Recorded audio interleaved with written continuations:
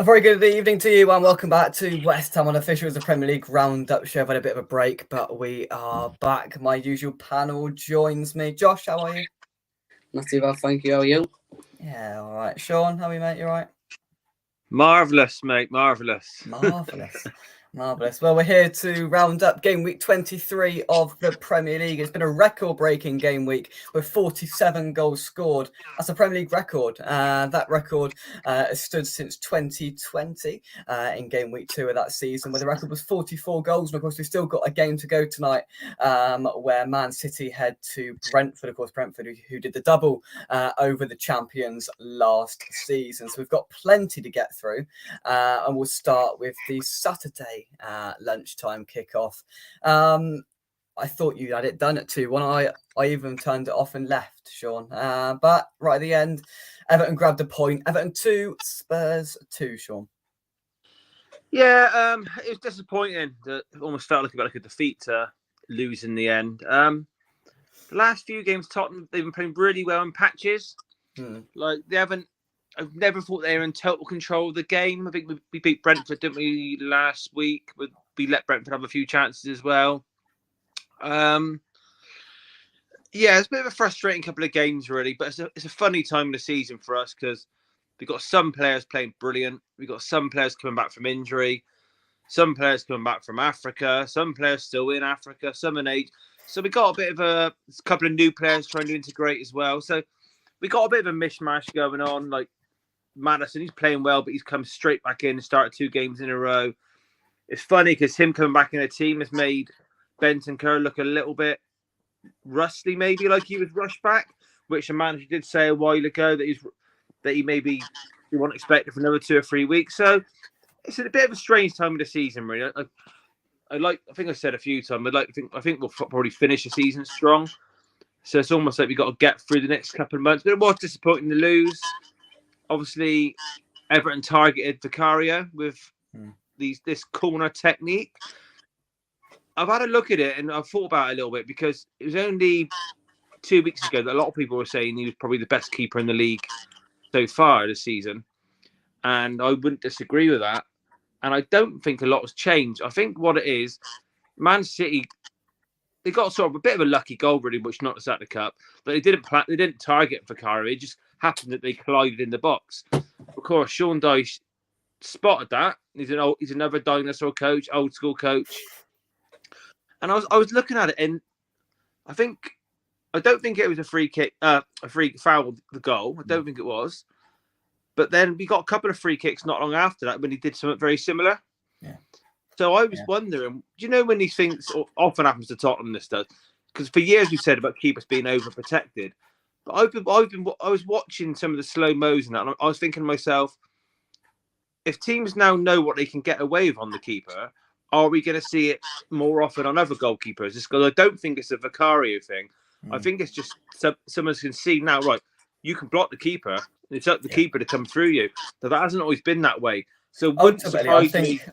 I think the issue we've got is there's been a hell of a lot of inconsistencies with what is a foul and what isn't a foul on goalkeepers in the past, and I think goalkeepers actually got to a stage where they realised that if I get touched, I'm going to get a free kick. Whereas this season, that's sort of detracted back a little bit, and it's got to the point now where a few haven't been given. Like I believe last season that would have been given a foul, I think, but it wasn't this season. There's just been a slight shift. I'll bring Josh in here as the closet Everton fan that he is, part-time every now and then.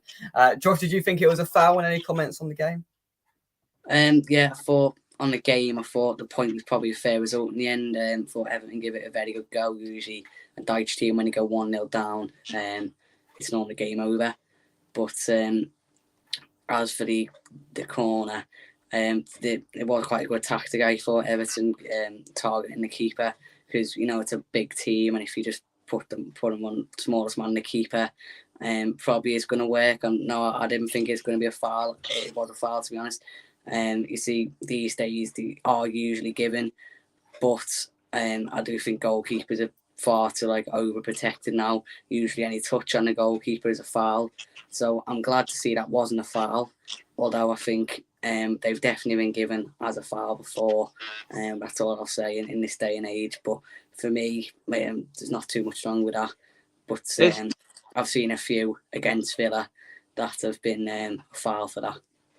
It's another one of these strange ones, like, because I think Jack Harrison was on the keeper quite a lot. And he even, when he give away a foul, then it was almost like they had a pre-prepared second tactic where he arrived late to do the block, so the referee couldn't watch him. If that's an outfield player, that sort of blocking, I think it's more likely to be given a foul. So it would not surprise me if we see it go back the other way, like in the next couple of games, it'd be more a foul, because there was a little bit of dodgy blocking. He just got away with the one, which was the goal. As for Everton, like I said, we're playing well in patches. We've got to get through. Richarlison's on fire. Our centre backs, although we are conceding too many, I wouldn't swap them for many in the league.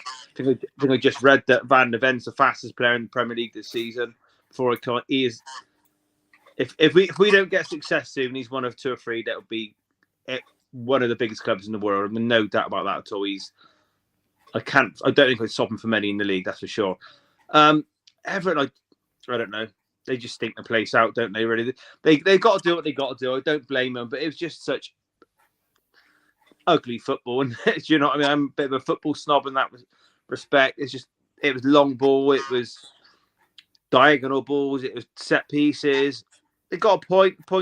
They'd have took a point at the start, I think. But yeah, it was a disappointing result. But we have got a few players coming back, so I'm not going to be too harsh on them. It's just a shame that the likes of Son. It looks like, well, I think he's playing tonight. Korea were going to get knocked out and equalised in the 99th minute the other day. Then they won on penalties. They were equalised in the 96th minute in this quarter-final.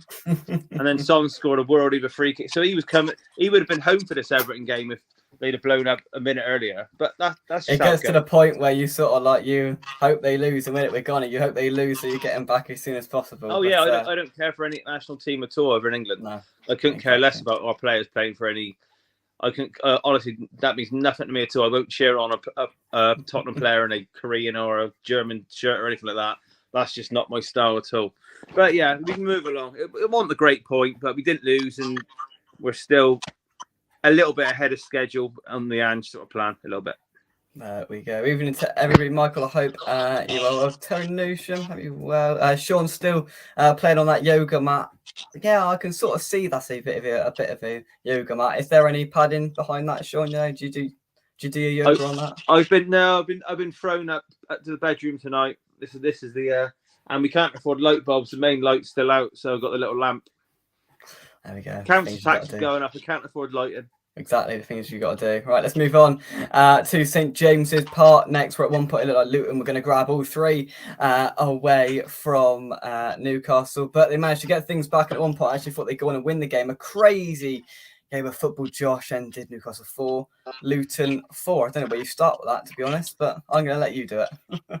No, I honestly don't know where to start. I'll probably start with Newcastle. They've been a funny team this season. Obviously, they completely played us off the park last week. Absolutely just battered us first to everything. Probably one of their best performances of the season. Probably our worst, but take nothing away from them, they were brilliant.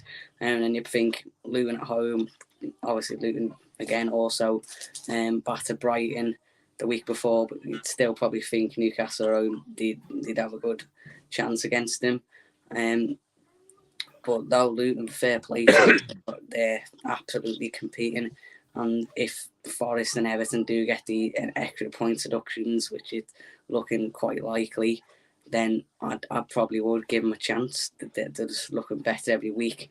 Ross Barkley, there's now talk of him being in contention for England. He's also looking very good. And if they do go down, any bottom half Premier League club should be snapping him up. I think he'd be perfect for a team like Everton. And yeah, just a crazy game. Newcastle took the lead, then Luton responded quite instantly. Newcastle getting back in front again. Then Luton's penalty. I haven't seen the penalty decision, but I do know that Morris had to retake it, and it looked like he was going to miss because he scored before the whistle went. And then they made him retake it, and he put it in the exact same spot. So fair play to him. A lot of things they were missing at the start of the season was a bit of composure in the final third. I remember that first home game against West Ham. I wouldn't have given them a hope and L's chance with their forwards, but they're looking more clinical as well. And I was going to say they're hard to beat, but obviously not conceding 4 goals. But in some games they have been quite hard to beat as well.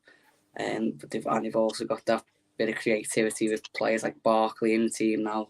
And as I said, the strikers obviously getting better at the finishing. Adebayo, I think he's on something like 8 or 9 goals now as well. So yeah, it's definitely looking good for Luton. As for Newcastle, just don't look the same team this season. They're very inconsistent. And I said, funny team. Used to have a good home record since the Christmas period. I think even the home form's been a bit dodgy. Lost to Forest. Obviously drawing at the weekend. They got unlucky against Man City, so I don't even think they've won at home for a while. Going out in the Champions League might have had a bit more of an effect on them mentally as well. And some of the players also just I feel like last season they sort of had average players playing very well, whereas this season the average players sort of going back to average again, like Dan Burn. I think he's been showing off a bit more this season. Longstaff as well, another one. Jacob Murphy, Almiron, these type of players. Just that season, Eddie Howe was getting a tune out of all them. This season, just not quite as much. But now, as for Luton, it's looking very good for them. But what a crazy game! Yeah, absolutely. And we sat here all up until Christmas saying them 3 will go down, and now Luton have wormed their way up into a situation of potentially staying up, and you've got to give credit for it in the way they're doing it. Absolutely. They were 4-2 up at one point, and you thought they were going to go on and win the game with about 20 minutes to go. 4-2 up away at Newcastle, living the dream. Newcastle just sort of took 2 steps forward and 1 step back a bit this year constantly, and they just haven't seemed to have been able to get a rhythm going properly. I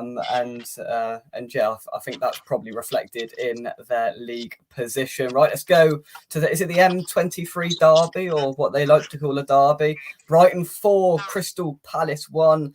Another game with plenty of goals in it. A bit of hustle and bustle before, but Brighton managed to get things done on the pitch. And big question marks under Roy Hodgson now, Sean. Yeah, I think I'll be honest. I see more videos of the trouble outside the ground than I did of the actual game of this. So did to be honest, and then wasn't there a little bit of aggro inside the ground with Palace going up to the fans after as well? Well, Brighton are probably one of the funniest teams in the league. You just have not got a clue what's gonna turn up. I think they can do this to anyone. Then they'll go and lose heavy to someone the next week. Probably. Without having the table and results in front of me, they must be one of the most inconsistent teams in the league. They've just got to be. I think we covered Palace a couple of weeks ago, and I said quite a few teams have got like a free hit to take their time picking their manager, especially with this Everton points deduction. Do you know what I mean? It's going to take an incredibly bad turnaround for any other team than the 3 that come up and Everton to be in the bottom 4. So Forest as well. I put Forest in the same category as like a Palace and a they're struggling. I think Forest will have enough. I think the manager brought in he'll have enough for him, to be quite honest with you. I don't know whether they're taking their time. There's not many names out there. Like a lot of clubs do a bit of research. You go through like a mid-table manager from like a Spanish league, a bit like Bournemouth did. Do you know what I mean? Is it Arilo, whatever his name is? Ariola, he was actually linked to Leeds the season before. So he was his name was getting put about a bit. So the likes of Palace, I think I said before, they maybe jumped the gun with getting Vieira in a little bit. And after, I think he was there, season a bit or something like that. Didn't work. So do you know what I mean? Maybe I don't think they need to rush sacking Roy. And I don't really get why the fans are going that mad about it either. I don't really get why they're that unhappy. Yes, the football's not very good, and they're not a very exciting club that don't really make great signings. Probably not a lot to get excited about there, but that's been Palace as long as I can ever remember. Like, you'll have to check after this on historical league positions, but I can't remember Palace hardly ever finishing in the top half. Probably not even I can't even remember if they were doing that when they had Ian Wright in the team back in the early 90s. So I don't really know what their problem is that much. I always expect them to be probably mid-table or bottom, to upper sort of bottom half of the table. So yeah, it's two funny teams really for me. And I've seen the Zerbi, the Brighton manager, still getting linked to some huge jobs. He was getting linked to the Barcelona job the other day, and I just don't see it at the moment. He No. might be one that gets a really good and big job, but at the moment, I just don't see why it is. They're too inconsistent. He chops and changes too much. I don't know if he's just not coping with Europe very well. If we lost our manager, I don't think I'd take him. Put it that way. So it's two funny clubs this year, and I'll be honest, they're two clubs that just for different reasons just confuse me. But I can't really. Well, you're another one, but we'll get onto your club in a minute. But do you know when you've got clubs that have got sort of a sense of direction, you sort of see their vision a little bit. I think there's a cluster in the league where they have, even from the outside, probably the fan base think the same, where you can't really see where the club's going forward. So yeah, two funny clubs for me. Yeah, just looking, they've been in the Premier League, Crystal Palace, since the 2013-14 season, and the highest they finished is 10th, the lowest they finished is 15th, and I think that pretty much where do you say it now? Oh, I don't know. They can't be far off 13th, I reckon. You're putting me on the spot now. Quick. They are currently in the Premier League. They are 14th now. So they're finishing 10th and 15th, and the fans are kicking off. I know we'll want a bit better for our club. Yeah. If you're Crystal Palace, you know what I mean? You're like you just are Crystal Palace, aren't you? They're probably not. They're probably not. I don't rank in my old historical head. They're probably not a much bigger club than like a QPR. Do you know what I mean? Yeah. In my head, do you know what I mean? Like, just Roy's a bit of a legend there. Give him a little bit. It's clearly his send-off season. They're not going to go down. Try and have a bit of. I don't know if they dislike the owner. I can't remember. They can just sort of I think they can just chill a little bit and just hope they get the next manager appointment correct, because they're an established Premier League side. Do you know what I mean? They're not. Yeah. I can't remember the last time we thought they could go down, because it's been a while. Exactly. Yeah. Just chew a little bit of the words of Sean. Let's move to the game that Josh is itching to talk about. And at one point, it looked like we were going to have another 9-0 scenario on our hands, but it wasn't to be, of course. But they did quite convincingly put aside Sheffield United 5-0. Josh, back to a bit of normality this season, I suppose you could say, for Aston Villa, and assured, and some very good finishes in there as well. Yeah, I'd certainly not expect that one. We were just ruthless from minute one. After the disappointing result in midweek, I thought Sheffield United, they've been slightly better since Wilder's come in and took a point off West Ham. Was that 2 weeks before? And I can't remember who they played in the FA Cup, to be honest. But they've been slightly better under Wilder anyway, and we don't have a great record at them against them away from home. And obviously with what they've done to us just before Christmas as well, taking 2 points out off us at Villa Park. I weren't too confident, to be honest, but we were just ruthless from minute one. They were horrendous, I will say that. They didn't really lay a glove on us, but still, we were just so clinical. The pass from Douglas Luiz for the second goal was just ridiculous, really. And as Jamie Redknapp said, if De Bruyne did that pass, then Sky Sports News will be playing it over and over again. But it's not really getting talked about as much because it's not from De Bruyne. But it was just a ridiculous pass outside the boot, straight through to Watkins, and we scored to make it too clinical. I think it was 4-0 at half time. It could look like, as you said, Jay, could have been on for 9 or 10, but you can't complain about ruthless we were really first half.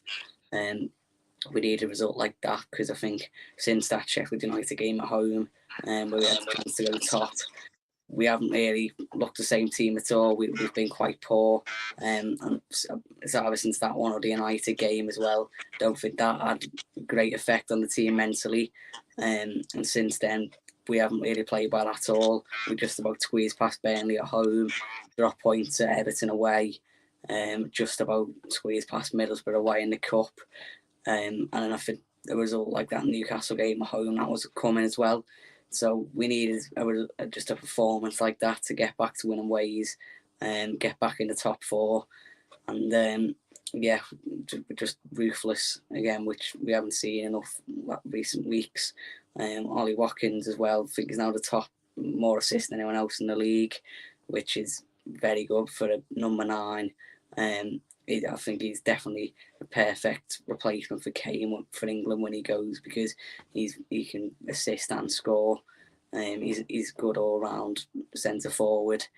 And yeah, Sheffield United. As for them, it's just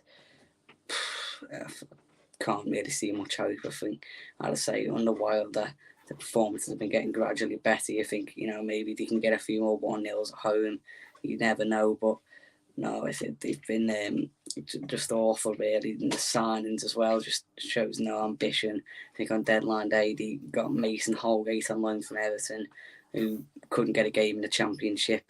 It just says it all, really. Ben Brereton Diaz was a clever signing, but he's not going to make the difference.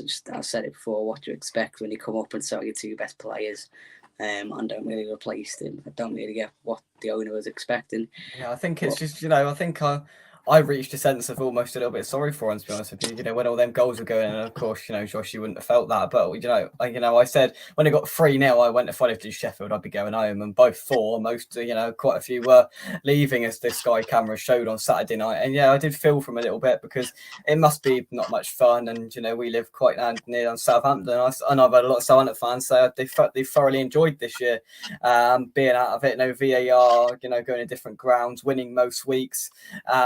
And it's for these clubs, I think the Championship's probably a more enjoyable experience, and that's the harsh reality of what we've got. And Sheffield United will go down. Whether they'll come back up in the next couple of years, it's just rinse and repeat, same thing. Another parachute payments are gone, then it's not really much financial benefit to them either. But we will move on just to because I could get Josh to do the Villa game. We've got to go back to probably the forgettable game of the weekend, even though there were still 4 goals in it, just because of the teams that were playing, to be honest. Burnley 2, Fulham 2, Sean. Yeah, good luck with that, because I ain't got a clue. I was going to have a question for Josh. Go on then. Villa, one of the clubs have got to do some sales for financial fair play, did I read? I have read a bit about that, but it hasn't come from the most reliable of sources, to be honest. And I think if we were in that much danger, we wouldn't have spent 15 million on a Championship player on deadline day. So I don't think we're too much in it, and especially if we get Champions League with a revenue, I don't think we're massively that much under the cosh. But I might be wrong, but I just don't think we'd spend 15 million on deadline day on a Championship player. But so I don't think so. Okay, I think there's like a June deadline coming up to get your books in or something, and the books have to be balanced by all the clubs. Anyway, that's a. See, Sean's just so excited by FFP. He has decided to depart us. Right, I'll give your voice a bit of a rest, Josh, and I'll read some comments. Let's scroll back up a little bit. Where did we get to? Michael says Brighton more consistent than Chelsea. It's very true. It's very true. But Brighton, they haven't been as consistent as they would have probably hoped for this year, but I think that's probably a knock-on effect of the European football players. For a 12th to 15th team at best, I agree. He's returned. Just FFP got him so excited, he just hit the wrong button. Did I miss Burnley Fulham? Have I still got to do it? Oh, all right. We'll pass on it. Okay, you made your feelings known. Right. I forgot the game happened, to be honest. So did I. But right, Bournemouth 1, Nottingham Forest 1. Are you happy with that game, or do you want me to move on from that? No, I'll do that one. Okay. No, you mentioned Forest. I'll be honest, Forest, they're on a terrible run, aren't they? They badly need a win. Yeah. But they've got us coming up 2 weeks' time, so they'll be fine. Is it your place or their place? Their place, so we're done. Yeah, it's not. Well, no, this season it's not always the easiest place to go. It's just another one of. I think Forest would be safe. I don't honestly see him getting dragged into it.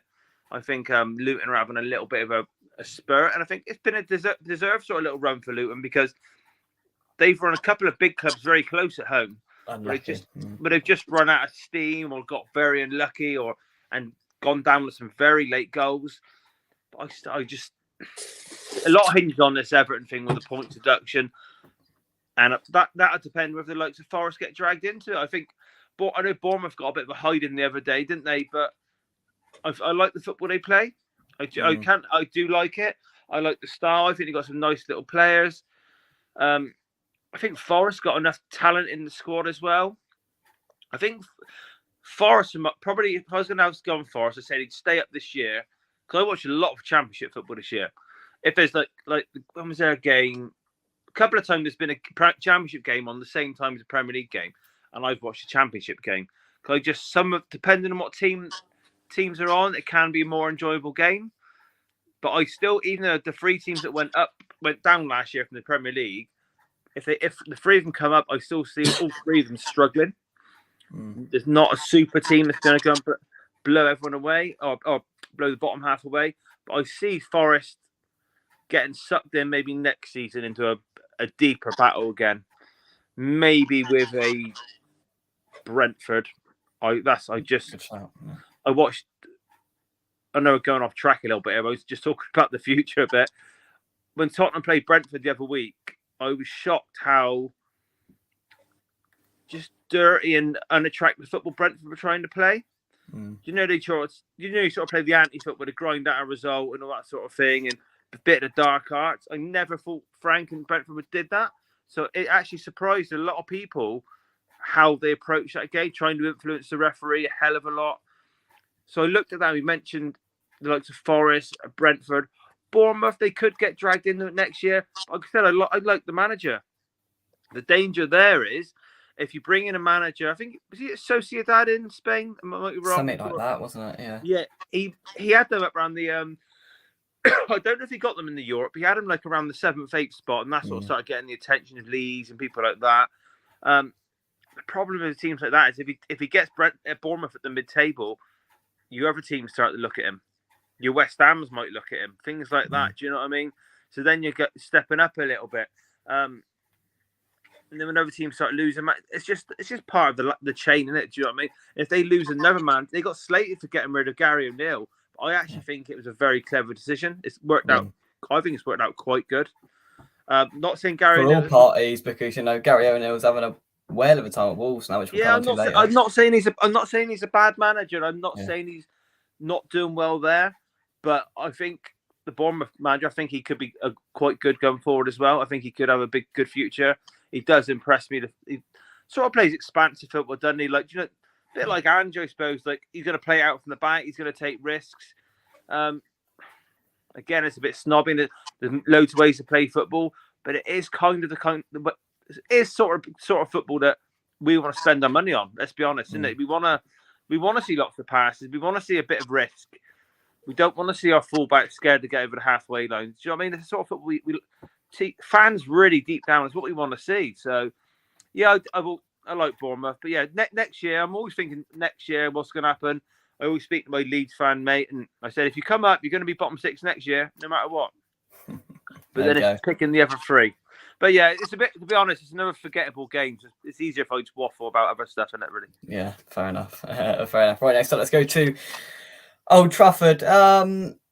We said the way up. We just wanted just something a bit different, and we got that. To be honest, I thought we were. I thought we were very good in the first half, and I thought, I walked out of Old Trafford yesterday afternoon oddly satisfied with what I saw. To be honest, and I thought we were. I thought we were quite decent. First half. I mean, on another day, if you have Paqueta to that midfield, I think we can get at the very least a point out of them, because the issue that we had yesterday was Alvarez was getting the ball, and Alvarez was the one who had to try and pick that pass through to the Kudus or to the Bowen or whoever. That's not his role. Alvarez's role is to intercept and to tackle and to do all the rest of it. That's where Paqueta comes in. You play the ball to Paqueta, and he's the one who sprays it off and is the sort of main central force of creativity, because everything was going out to the flanks. No matter what, we had nothing through the middle yesterday, and I think that didn't help us. But it was no surprise when I looked at the stats after the game that possession was incredibly even. We had 10 more shots than Manchester United in the entirety of the game. Emerson had 2 golden chances. Bowen on another day buries that. It's a good challenge from Dalot, but on another day he gets that shot off a bit quicker and he scores. Onana made a very good save. early on in the first half, and ultimately, United took their chances. They were clinical, and in the end, on balance of the final third play, they deserved. They deserved on the balance of play. I thought we actually, from watching the entirety of it, I thought we were probably value for a point, because there was actually, and especially in the first half, there was periods where we had the ball for 1.5 minutes, 2 minutes, and that's very rare because we struggle to string 4 passes together sometimes. So yeah, that was decent. I liked the Johnson move, something a bit different. Phillips is as rusty as whatever you want to say, and I expected that when we made the signing. I said that's what's going to happen, and Moyes chucked him back in the limelight yesterday, which I thought was a bit bizarre, to be honest with you. And yeah, I think there was some positives to take out of it. On another day, I think we get at least a point, and I think that's probably reflected in the stats. And I don't like XG, but it summed it up yesterday. United's XG was 0.8 something, and ours was 1.9 something. And I think we were really, really unlucky. And just a bit more quality would have got us well back into that game. And if Emerson scores that chance when it's 1-0 down, a minute later they went up the other end and scored a dodgy deflected goal. So the game would have changed, and it would have been certainly a different affair. But it is what it is. United were clinical, and they won. I think the scoreline is quite deceiving, but they took their chances, and I got a really bruised knuckle from banging the side behind when they scored the second goal. That was the most irritating part of it. Josh, anything to add? Did you watch the game? I did. I thought West Ham were the better side, especially first half. And if it wasn't for that Emerson, just poor decision making in the final third, then we could have easily had 2 or 3. If Emerson just, I only remember that first one where he just skied it over the bar. I remember he had another one after that. With the first one where he put it over the bar, he'd just put that across the box. There's a few of them while it's happening. I thought West Ham actually they controlled possession well more as well than United did first half. They had a lot more of the ball, and they look more dangerous going forward. It's just United, they're just counter-attacking on. They've got no real style. It's just hit you on the break, and that's it really. If they keep Ten Hag, I can't really see them getting any higher than about 4th next few years, to be honest. I just don't think he's a brilliant manager.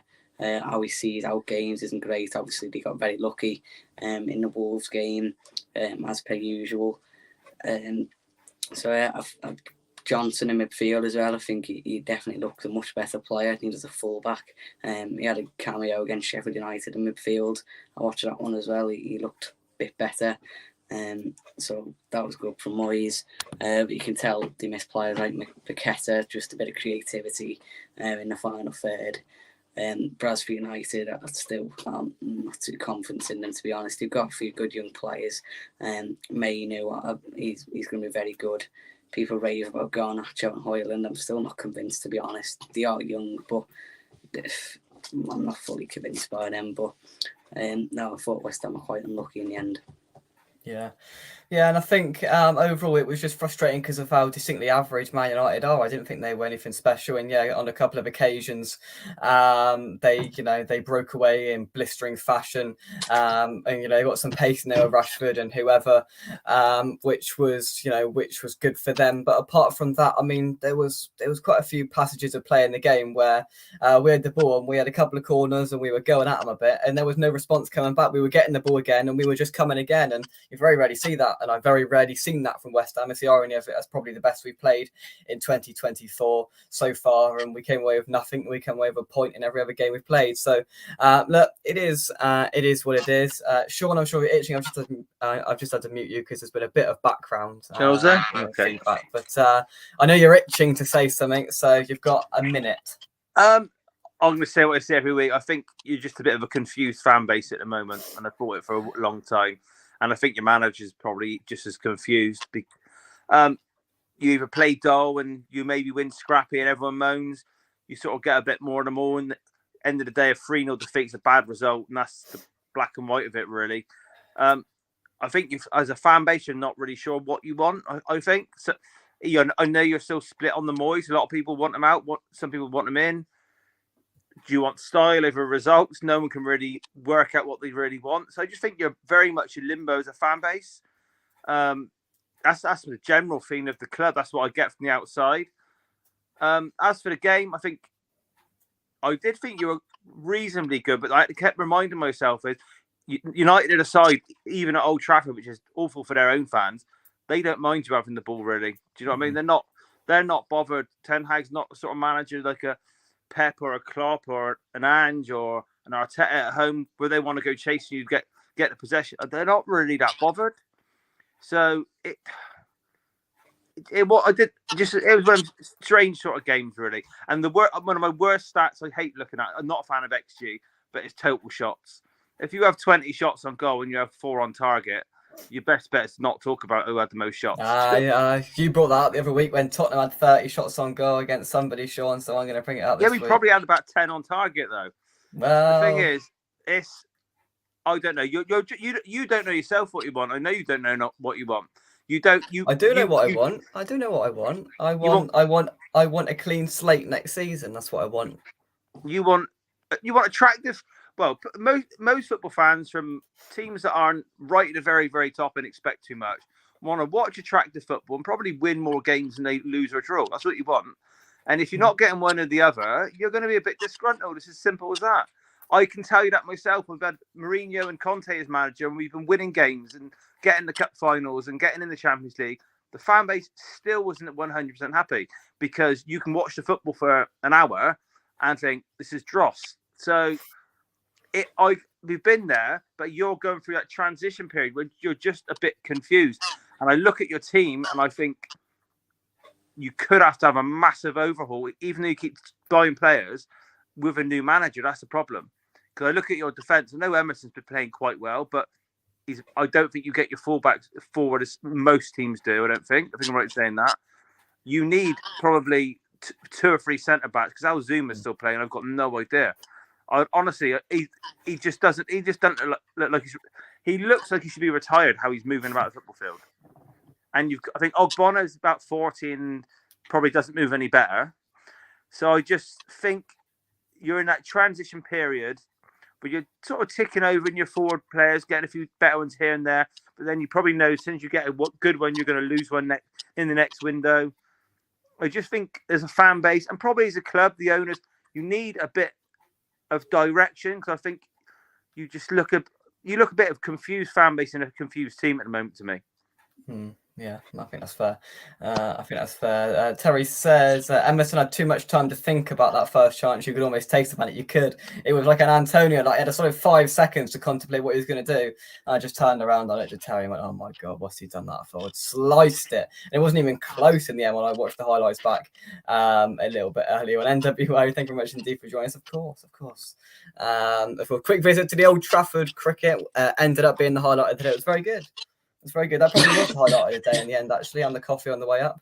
Sean, you told us to turn back on the way, and it was probably, that I said to Tara, it's probably a wise statement. And I did, I didn't agree because we had a good day, but in football terms, you were probably right, and you were right. You're very, very wrong. So, Dion. Oh, yeah, we saw Dion Dublin as well.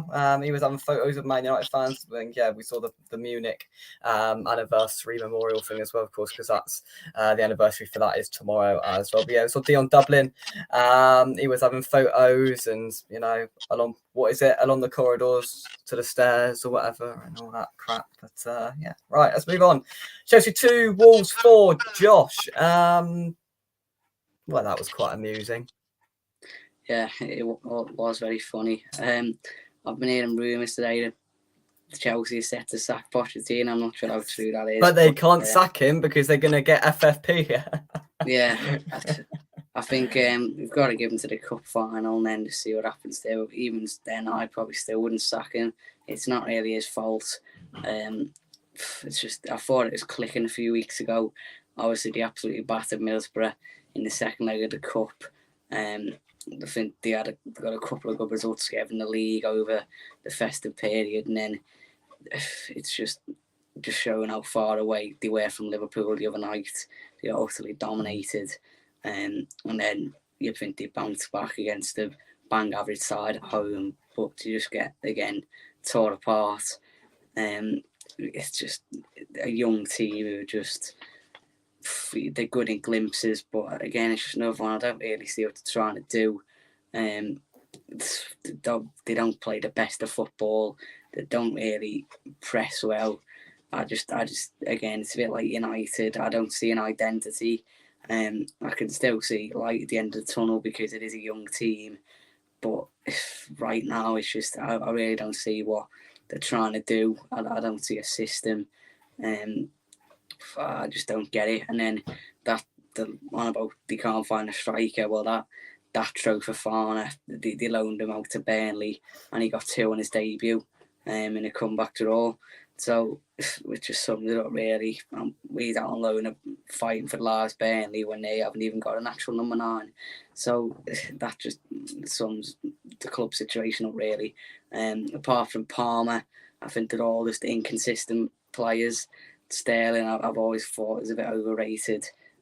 He has been better this season, but there's obviously something going on. He can't even get in the England squad.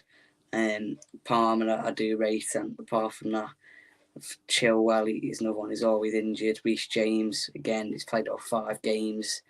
Thiago Silva at the back, I suppose, is okay. He won't be there much longer. I think he's going at the end of the season.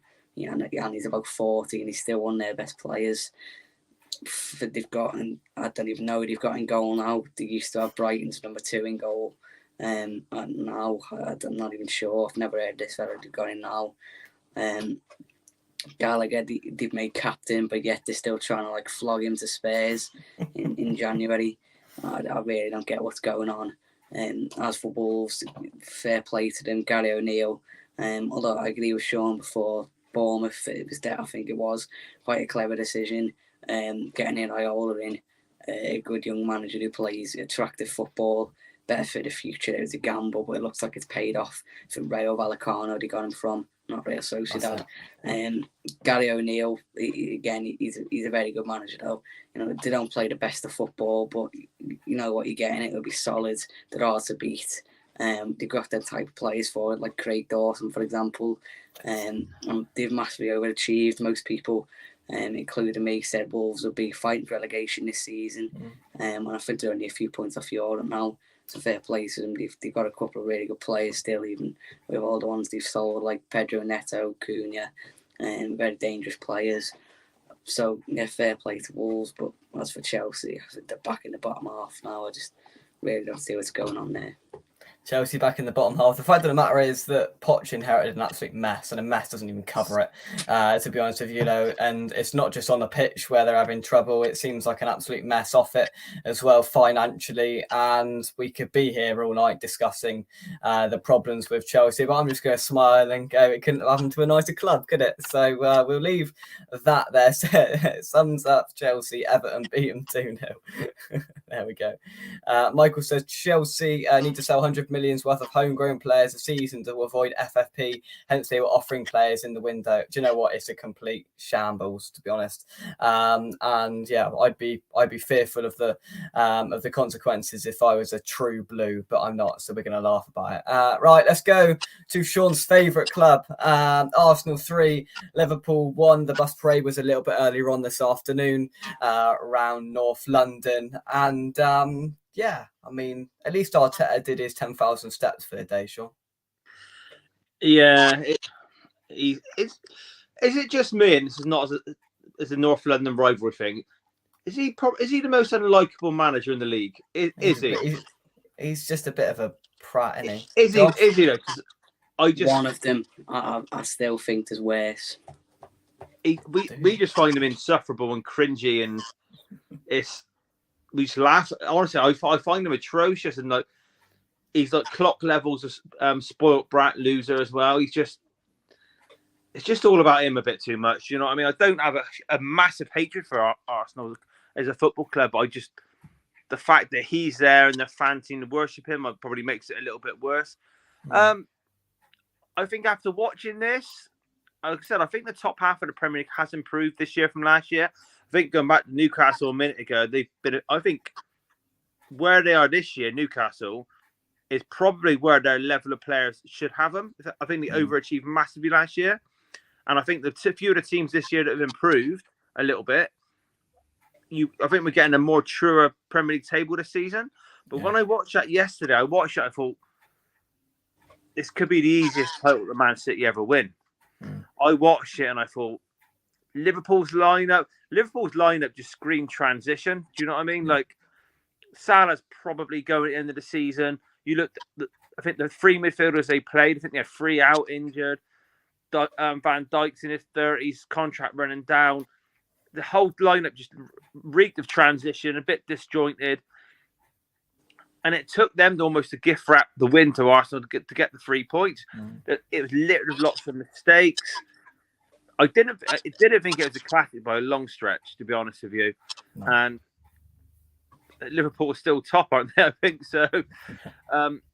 Yeah, if I was a man, obviously Man City got to get the job done tonight and their game in hand done as well. But if I was Man City manager watching that, I think, well, we can still cruise in the second gear for another month because they could have a little transition this season itself, Man City, obviously, but they should win the league easy. Do you know what I mean? They just should. I just don't think this Arsenal team's that special. I just really don't. Liverpool are going to be a little bit off it for a season or two. I think Arsenal fans probably get more excited than any team in the league. Their fans, I'd say. Yeah, the game did not blow me away. For a game that was 3-1, 4 goals, and over-the-top celebrations, you'd think it was a classic. Do you know what I mean? And I really, really didn't think it was. Back to Chelsea very quickly. I shared something on my Twitter last week. If you're bored and you want to scan down and find it, it was a Chelsea fan, I think it was, shared it was quite a long thread he did, but he said his fear for Chelsea in the present, the near future, and the long future. If you read through it, they could be in a lot of trouble.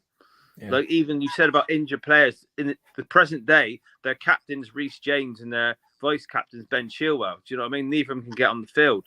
And then I think read your comment you read out, but they just sell 100 million. Conor Gallagher, his contract's running down. They want him, and that he's a Chelsea boy, born and bred. He's always wanted to be a Chelsea player. The fact that he's not signing that contract speaks volumes. Again, they were trying to. I don't know if it's a fake story, but they're trying to sell Brozier for 50 million in the window. Did he end up loaning him out for a 5 million fee? Yeah. Do you know what I mean? It's a lot of signs are showing desperation a lot. And I think I read articles in that same thread about certain directors they've got on the board, certain this, certain that. Today, this announced that someone from Tottenham on the board, I can't remember what his role was, commercial director or something, he resigned and he's on garden leave because he's going to join Chelsea. He's the man on our board that failed to get us a lucrative deal to name sponsor the stadium with the naming. So he hasn't even done his job, and Chelsea are taking him off us. If you find that thread, honestly, I read it and I thought they could be in big trouble. And unless they can backdoor, one of the things as well is, I know it's gone back old history thing, but when Abramovich was there, there's been a lot of dodgy payments going to the accounts of agents going back 10, 15 years of Abramovich, back to when they had Samuel Eto'o up front or something like that. Big mess. So they got a lot. They've got a lot of heat on them at the moment, and don't be shocked at all if they get no help whatsoever from any other Premier League club, because they won't have many friends in the Premier League. I assure you. How Abramovich was, how they were the first ones really that come and start buying trophies. Do you know what I mean? So don't be surprised if no one helps them out. Like that, who they thought was going to spend 50 million on Brozier, they wanted up to 80 million for Conor Gallagher. Do you know what I mean? Like, now. Like I don't mind Conor Gallagher, but I wouldn't want my club to go over 40 for him. But I think just all the signs coming out there when I read that, don't be shocked if they start to get a lot of trouble on them. Yeah. Oh, massively. Josh, I think it's a huge mess that is not completely just I think they've got so many issues there that it's hard to sort of cover. Yeah, well, I think in a few years, if Everton have been given a 10-point deduction for the one breach, then I think Chelsea and Man City should be relegated if they get found guilty. And I'm hoping that is what will happen. It wouldn't surprise me if Man City get away with it, but Chelsea, hopefully, with the amount of money they've spent, the punishments could be very serious if Everton, unless it really is corrupt and they're just not going to do anything to the big six. But if Everton have been given a 10-point deduction for one breach, then you can imagine what if Chelsea do get found guilty or Man City, then what their breaches could be, what their punishment could be. So yeah, it's not looking good for them. Yeah, I think I read the same. I shared the same article you mentioned a minute ago about apparently they looked at sacking Pochettino, but they couldn't afford the 10 million it would cost to pay off his staff. But I also read, this is how crazy the people, I don't even know who does run it. They spent all that money in the gamble. They'd assume it'd be enough to get them Champions League this season, so they can start recouping it. I don't know. It seems like a lot of nutters running there who do not have a clue what they're doing. Yeah, they really don't. That sounds about right. Right, we'll just get up to speed with these comments, and then we will wrap things up. Chris, I hope you are. I hope you're doing well, mate. He did a lap of honour when they got a last-minute winner at Luton. Oh, they're funny. They are funny, Arsenal, bless them. They won't win the league. They probably know deep down they won't win the league, but they're having a good time anyway. Michael says Arteta is a disaster waiting to happen. He thinks he's better than he is. He must have learned that from Noise. Trini says Liverpool lost Szoboszlai at the last minute. I think they played poorly. They gave Arsenal the game. Arsenal are overrated to me. City have to play both Arsenal and Liverpool. I think what summed up is I vaguely listened to the Arsenal Liverpool game on the 5 Live thing on the way back, and the 606 thing with Robbie Savage and Chris Sutton after. They talked more about the celebrations than they did the actual game, which I think pretty much summed it up. So yeah. They also said that Man United controlled the game as well, Chris Sutton. They did. Yeah, they did. Yeah, Chris Sutton I've never heard Ten Hag so upbeat. Oh yeah, okay, mate. You crack on. Right, let's try. Very funny, Chris. Very funny. Very funny. He's having a joke, guys. Don't worry. He's having a joke. But right, yeah. Thank you very much indeed, everybody, for watching. Josh and Sean, pleasure having you back as always. No problem. And yeah, we'll leave it there. A record-breaking week of Premier League football is going to end tonight at the Brentford Community Stadium. Will they beat Man City for the 3rd time running? I don't know. There's only one way to find out. 8 o'clock. Mikel Antonio's the pundit alongside Jamie Carragher on Sky. So I've got no idea what he's doing there. Earning himself a few more bob. But I'll just probably switch on at 8 when he's gone, to be honest. But yeah, from me, come on, you want. It's not the video from Josh. Whatever them not do down the lane as well. And we will see you soon right here on West Ham Unofficial. Cheers all. Bye-bye.